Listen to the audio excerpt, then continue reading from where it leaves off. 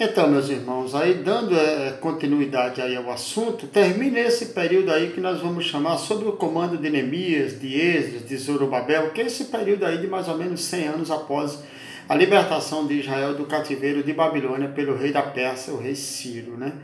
E aí vocês vão ver e vão entender aí que o que é que vai acontecer nesse período aí. Justamente esse domínio aí desse grande império persa, né, que teve justamente seu início sobre esse controle de Babilônia e de tudo no período aí no ano de 538, vai até mais ou menos o ano 331, ou seja, vários impérios tomaram conta aí da Palestina depois desse império, mas o império persa, que vai dominar aí por 200 anos da história, que vai mais ou menos do ano 338 até o ano 331, 332 a.C., quando se levanta aí na história o grande Alexandre, né? O Alexandre o Grande, né? Esse domínio total aí amplo do Império Grego que vai surgir. E para lembrar também, trazer a história aqui para vocês,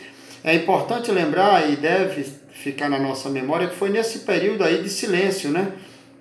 Vamos chamar o período de silêncio, porque não houve voz profética. Não se manifestou, melhor dizendo, nenhum profeta nesse período com voz profética. Porém, foi nesse período aí que é chamado período de silêncio, porém Deus trabalhando no silêncio, que principalmente nos últimos 100 anos desse período, até a chegada ali do Império, até a chegada do grande e poderoso Império Romano, né?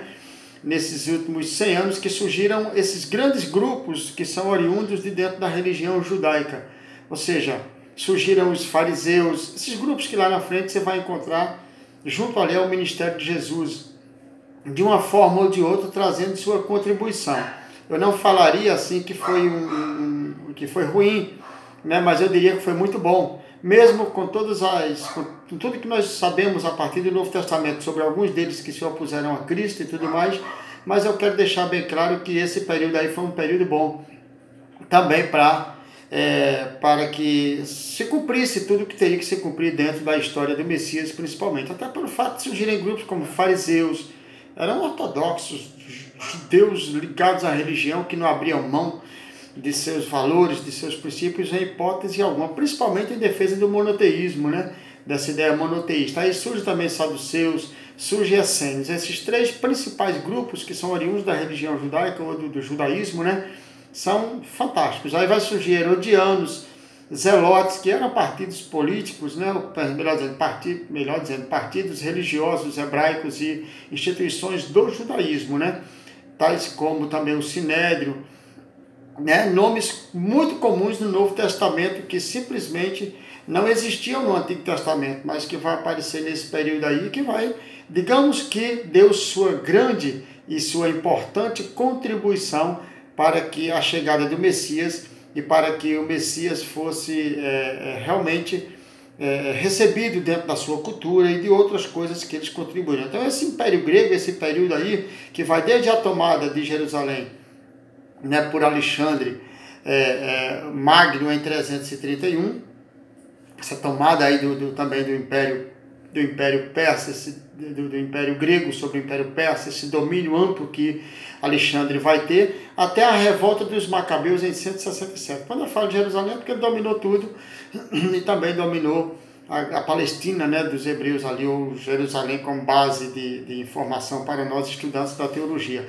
E aí, até a revolta dos Macabeus no ano de 167 a.C. Então, primeiro você vai ter o período de Alexandre o Grande, que vai ali do período de 335 a mais ou menos o período de 323 antes de Cristo, né? Ou seja, o Alexandre Magno ou Alexandre o Grande, como vocês queiram, dominou o Império Persa em 332 a.C.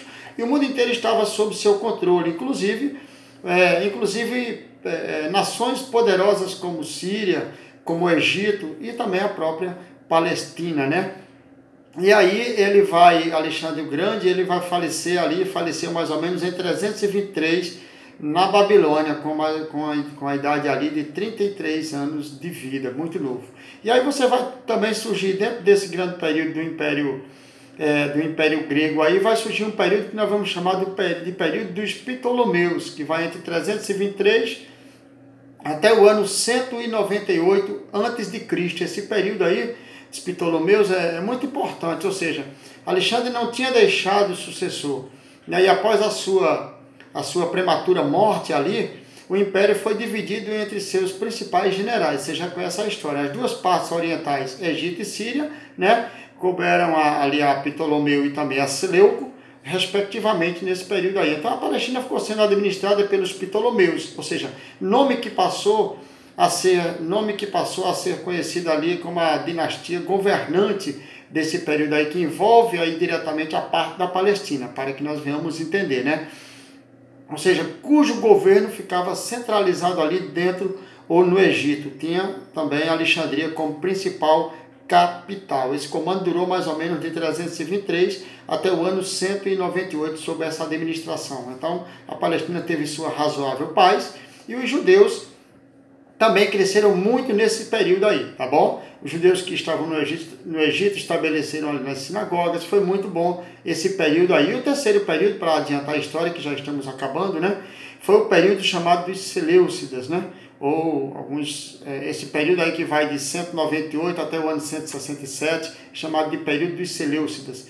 E esse período antes de Cristo, eu digo. Esse período aí, como a Palestina era muito disputada, seu espaço físico, geográfico, servia ali de passagem para as tropas conquistarem outros povos. Digamos que era o centro, geograficamente falando. Quem viesse do norte, sul, leste, oeste, de onde viesse, tinha que passar ali dentro desse espaço aí. Então os Seleucidas, nome que passou a ser conhecido da dinastia chamada de Seleucida, né? O Seleucida, que ficara com a Síria, essa parte da Síria, ou seja, governava ali da Síria. Depois de muitas tentativas frustradas, desde a invasão até essas alianças chamadas de alianças matrimoniais. Então eles conseguiram dominar aí a região através justamente do conhecido como Antíoco o Grande, nesse período aí em 198 ali antes de Cristo, ou seja, mas esse foi com certeza um período que não foi muito bom. Então vai surgir esse período aí que vocês conhecem, que surge ali o Antíoco Epifânio, né, vai surgir justamente nesse período aí. E aí você vai, dentro dessa caminhada histórica aí, da história desse povo, da história desses impérios, surge nesse período aí, entre o ano 166 e o ano 167, antes de Cristo ali, justamente o período que nós vamos chamar de período da independência, ou período dos Macabeus. E é nesse período aí que os Macabeus vão dominar a parte da Palestina. E vai dominar até o ano 63 depois de Cristo, justamente ali quando vai surgir esse domínio aí do Império Romano. Então, você conhece a história porque eu estou falando do período ali que surge Matatias, né? O primeiro dos Macabeus ali, que aí o nome, a história diz, né? E está dentro dos livros de história desse período aí, que o seu nome significava martelo. E aí, esse domínio aí poderoso vai de 164 aí, ou melhor dizendo, de 167 até o ano 63. E aí vem o período romano. Esse período romano pega justamente entre o ano 63 a.C. e vai até o ano 135 depois de Cristo. Ou seja, esse período começava com a tomada de Jerusalém pelo general romano Pompeu, e vocês conhecem bem a história, porque é história, né?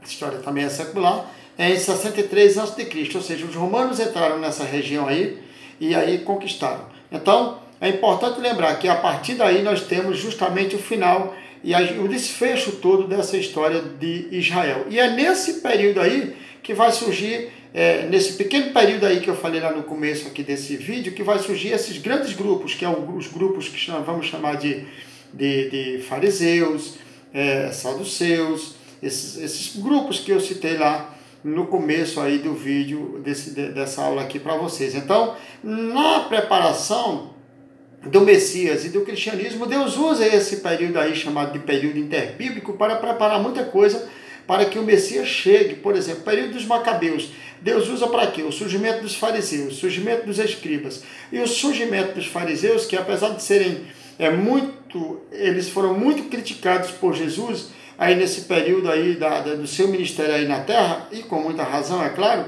por causa daquilo que se tornaria depois, né, na época do Novo Testamento, eles tiveram o seu papel importante. Por exemplo, quero dizer que na preservação justamente da religiosidade dos judeus, na questão da cultura, tá bom? E também essa ideia em relação à imposição cultural. Quando eu falo que eles contribuíram, porque teve também essa questão da imposição cultural, a religiosa pagã ali, melhor, a religiosidade, ou essa ideia religiosa pagã do helenismo. Então vai ajudar muito a preparar esse terreno para que chegue o Messias. E para a gente partir justamente para a reta final, esse Império Romano, que vem no ano 63, também vai contribuir para a chegada do Messias, ou seja, a expansão do cristianismo através desse seu avanço fenomenal que teve na comunicação de viagens e outros campos.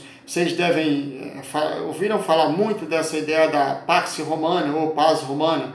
Isso vai contribuir para que as estradas tenham seguranças e aí o evangelho vai ser propagado com mais facilidade, ou seja, como política, com essa visão política de Roma nesse período aí, era favorável justamente à religião, ou seja, favoreceu a religião justamente do surgimento do cristianismo, que era conhecido como a religião aceita. Isso facilitou o crescimento, né, do cristianismo dentro do Império Romano, dentro do mundo que na época o Império Romano dominava, né? E aí é importante que nesse espaço a gente possa entender essa parte aí. Então eu encerro aqui minha participação sobre a história de Israel, que Deus abençoe vocês. E aí você já sabe, 1948 Israel torna-se uma nação totalmente agora independente, não mais dependente. Inclusive tem uma participação de um brasileiro, do Oswaldo Aranha, e até hoje, de lá para cá já teve a guerra, essas guerras que teve depois de Israel como nação independente, a guerra dos 6 dias e etc. E Israel até hoje é o Israel prometido de Deus, cumprindo-se inclusive dentro dessa parte aí de 1948, talvez com quase 100% mas com toda certeza cumprindo-se aí justamente o cumprimento da profecia de Ezequiel 37, o vale de ossos secos se junta e Deus dá aí liberdade, dá o retorno de Israel por definitivo à sua terra, né? Lembrando que uma pequena parte de Israel ocupa a Palestina, a maior parte são de outros povos, os vizinhos de Israel, que vai ter esse problema aí, mas Israel vai conquistando aos poucos a terra. Na segunda guerra que teve, Israel já tomou uma parte maior, e aí vai tomando conta do terreno até que se cumpra as profecias bíblicas por definitivo, e Jesus volta para arrebatar a sua igreja ou para buscar o seu povo e estabelecer o seu reino por definitivo aqui na terra. Deus abençoe vocês, foi um privilégio muito grande, que Deus o guarde em nome de Jesus, em nome de Jesus.